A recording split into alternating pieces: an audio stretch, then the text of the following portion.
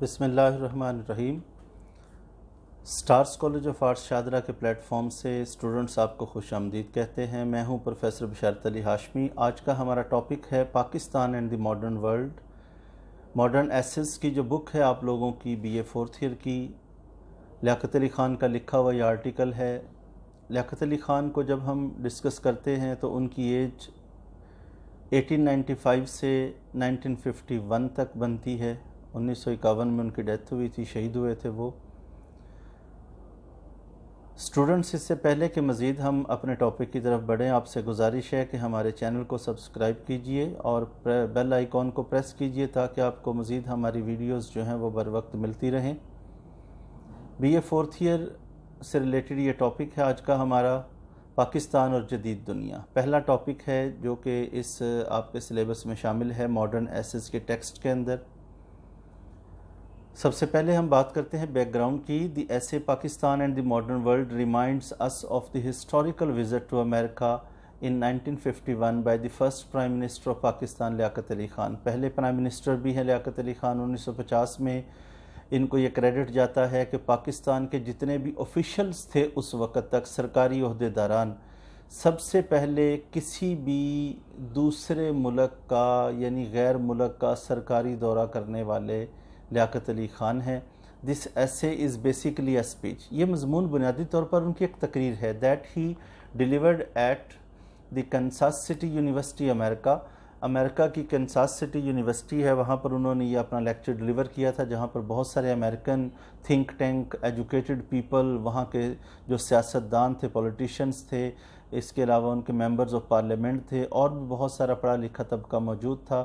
He addressed all of those people. Here he explains the nature of the Muslim struggle for a separate homeland۔ اس article کے اندر انہوں نے major کن چیزوں پہ بات کی ہے؟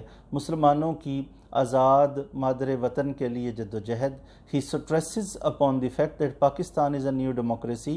انہوں نے اس بات پر بھی زور دیا کہ پاکستان ایک نئی جمہوریت ہے، and its people have unflinching faith in the supremacy of Allah۔ اور پاکستان کے لوگ جو ہیں ان کا اللہ تعالیٰ کی حاکمیت پر کبھی نہ ختم ہونے والا یا انفلنچنگ، نہ ڈگمگانے والا، کسی بھی طرح سے نہ ختم ہونے والا یقین، ایمان ان کا اللہ تعالیٰ کی ذات پر ہے۔ They have a firm belief in liberty, equality, fraternity and peaceful coexistence of all the people of the world۔ دنیا کے جتنے بھی لوگ ہیں ان سب کی آزادی کے بارے میں، مساوات کے بارے میں اور پرامن رہنے کے تصور کے بارے میں مسلمان ایک واحد نظریہ رکھتے ہیں۔ He also points out the role which United States and the West must play to promote universal peace and prosperity۔ اسی طرح اس آرٹیکل کے اندر لیاقت علی خان نے اس پوائنٹ کی طرف بھی اشارہ کیا ہے کہ جو مغربی دنیا ہے وہ کس طرح، امریکہ اور مغربی دنیا جو ہیں یہ کس طرح دنیاوی امن اور خوشحالی میں اپنا کردار ادا کر سکتے ہیں۔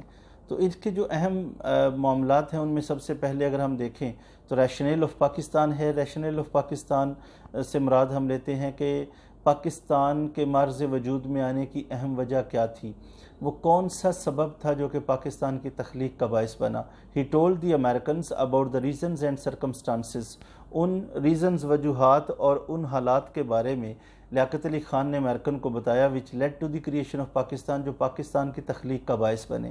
He said that the Muslims were 1/3 in subcontinent۔ اس وقت یعنی بر صغیر کی تقسیم سے پہلے ہندوستان اور پاکستان کو علیحدہ جب کیا گیا تو اس سے پہلے مسلمانوں کی جو آبادی تھی 1/3، 1/3 آبادی تھی۔ When the British were leaving it، جب انگریز اس علاقے کو چھوڑ کر اس نے جانے کا فیصلہ کیا، they felt that after the departure of British rulers، تو مسلمانوں کو یہ محسوس ہو گیا تھا کہ انگریزوں کے یہاں سے جانے کے بعد the Hindus would rule over them، کہ ہندو ہمارا آقا مالک بن کر بیٹھ جائے گا، کیونکہ ہندو جو تھے وہ میجورٹی میں تھے، زیادہ بڑی تعداد میں تھے، تو جنرلی یہی نظر آ رہا تھا کہ ان کو حکومت مل جائے گی۔ besides this، اس کے علاوہ the Muslims were monotheists، مسلمان جو تھے وہ مونوتھیسٹ تھے۔ مونوتھیسٹ کا مطلب ہے ایک خدا کی عبادت کرنے والے، خدا کو ماننے والے۔ دی ہندوز ور پولیتھیسٹس، جبکہ ہندوز جو تھے وہ بہت سارے خداؤں کو ماننے والے تھے۔ مونو کا مطلب ہوتا ہے سنگل، پولی کا مطلب ہوتا ہے ملٹیپل. تو تھیسٹ کا معنی ہوتا ہے ورشپرز، عبادت کرنے والے، یعنی کسی ایک مذہب کو یا کسی زیادہ مذاہب کو ماننے والے. The Hindus believed in caste system, اسی طرح جو ہندو تھے انہیں ذات پات کے نظام پر ان کا یقین تھا. While the Muslims believed in equality of all men, جبکہ مسلمان تمام انسانوں کی مساوات پر یقین رکھتے تھے. اس لیے thus the creation of Pakistan has by itself dissolved what would have been a perpetual danger zone in Asia. Pakistan کی تخلیق نے ایشیا کے خطے میں مستقل جو خطرہ موجود تھا، جو لاحق ہو سکتا تھا اگر ان ملکوں کو الگ نہ کیا جاتا انڈیا اور پاکستان کو، تو پھر لیاقت علی خان کہتے ہیں کہ لیاقت علی خان کے مطابق پاکستان کی تخلیق نے اس خطرے کو مستقل طور پر حل کر دیا کہ اب یہ لڑائی جھگڑے اس کے باوجود بھی ہم دیکھتے ہیں کہ ہوتے رہے ہیں، لیکن اگر یہ اکٹھے رہتے تو وہاں پہ کیا حالات ہوتے. جیسا کہ آج کل کرنٹ سچویشن میں دیکھیں تو مسلمانوں کے حوالے سے وہاں پر کیسی سچویشن چل رہی ہیں، ایون کہ انہیں وہاں کی نیشنلٹی سے محروم کرنے کی کوشش کی جا رہی ہے.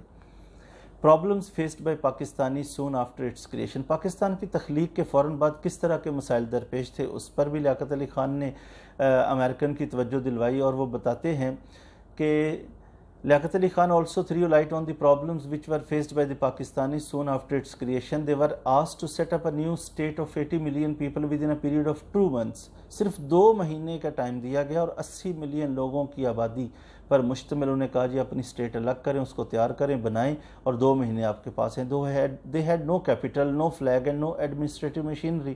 مسلمانوں کے پاس سرمایہ نہیں تھا، کوئی متحد ہونے کے لیے پراپر پلیس موجود اس وقت نہیں تھی، کوئی انتظامی ڈھانچہ جیسا کہ ہمارا اس وقت کرنٹ ملک اگر ہم دیکھیں تو اس میں صدر، وزیر اعظم، وزراء اعلیٰ، پھر آگے منسٹرز ہیں مختلف شعبہ جات کے، اس طرح کا کوئی اس وقت انتظامی ڈھانچہ نہیں تھا. They were allotted a dispersed army، اور جو انہیں آرمی دی گئی وہ پورے ہندوستان میں، پورے طول و عرض کے اندر پھیلی ہوئی تھی ہندوستان کے، تو ان کو اکٹھا کرنا ہی کئی مہینوں کا کام تھا. Their share of military was not delivered to them even after 3 years. اور پھر لیاقت علی خان 1950 کے اندر جا کر یہ سپیچ کر رہے ہیں تو وہ بتاتے ہیں امریکن کو کہ ہمارا جو ملٹری شیئر تھا، یعنی فوجی ساز و سامان کا حصہ، وہ 3 سال گزرنے کے بعد بھی آج تک ہمیں نہیں دیا گیا، صرف اور صرف اسٹامپ پر، پیپر پر لکھا ہوا ہے. They were backward people. They had no industry, no engineers and no traders, but they did not plunder.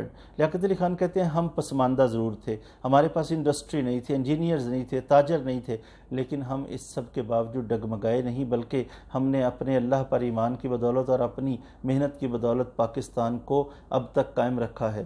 تو بہت سارے اس کے بیک گراؤنڈ میں چیزیں آتی ہیں، لیکن ان سب کا تفصیلاً یہاں ذکر نہیں کیا جا سکتا. آرٹیکل کو مد نظر رکھتے ہوئے ہم بات کر رہے ہیں. Demands and meaning of freedom, Liaquat Ali Khan نے اس آرٹیکل میں یہ بھی بتایا کہ آزادی جو ہے اس کی ڈیمانڈز کیا ہوتی ہیں. جیسے کہ وہ لکھتے ہیں liberty does not descend upon a people, آزادی کسی قوم پر نازل نہیں ہوتی. A people must raise themselves to it, بلکہ ایک قوم کو خود کو بڑھا کر، اٹھا کر اپنے آپ کو بلند کرنا پڑتا ہے آزادی کے لیول تک. It is a fruit that must be earned before it can be enjoyed, اور آزادی ایک ایسا ثمر ہے جس کا مزہ چکھنے سے پہلے اسے کمانا پڑتا ہے، اس کے لیے سخت محنت کرنی پڑتی ہے، وہ قربانیوں کی صورت میں ہے، وہ خون دینا پڑتا ہے، وہ جاں فشانی ہے، محنت ہے، پسینہ بہانا پڑتا ہے، اپنی نسلوں کو قربان کرنا پڑتا ہے آنے والی نسلوں کو آزادی دینے کے لیے. According to him free people struggle to maintain their freedom. اسی طرح لیاقت علی خان کہتے ہیں آزاد قوم جو ہے، آزاد لوگ جو ہیں، وہ اپنی آزادی کو برقرار رکھنے کے لیے جد و جہد کرتے ہیں. Real freedom does not mean freedom from foreign domination. عام طور پہ آزادی کا تصور لوگوں سے پوچھیں تو وہ کہتے ہیں جی غیر ملکیوں کے تسلط سے آزادی کا نام آزادی ہے. لیاقت علی خان کہتے ہیں اصل آزادی یہ نہیں ہے، رادر اٹ مینز، بلکہ اصل آزادی کیا ہے؟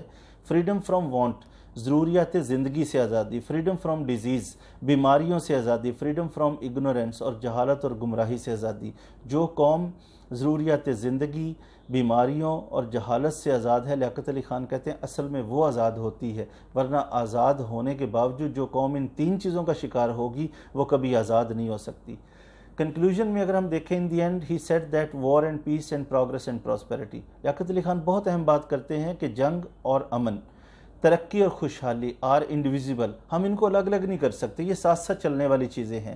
دی western world should play its role for humanity and world peace. اس لیے لیاقت علی خان کہتے ہیں کہ مغربی دنیا کو، جو کہ اس وقت کی ترقی یافتہ دنیا تھی، انہیں انسانیت اور دنیاوی امن کی خاطر اپنا کردار ادا کرنا چاہیے. He also concluded the purpose of his visiting America, اپنا امریکہ کا جو وزٹ تھا اس کو انہوں نے کنکلوڈ کیا as bringing these two states closer together in the name of humanity, world peace, progress and prosperity, کہ میرے آنے کا مقصد تھا ان دونوں ممالک کو، دونوں سلطنتوں کو یعنی پاکستان اور امریکہ کو انسانیت، دنیاوی امن، ترقی اور خوشحالی کی خاطر ایک دوسرے کے قریب لے کر آنا۔ تو لیاقت علی خان کہتے ہیں کہ میرا خیال ہے کہ میں نے وہ مقصد اپنا پورا کر دیا ہے۔ تھینک یو سو مچ۔ ہمارے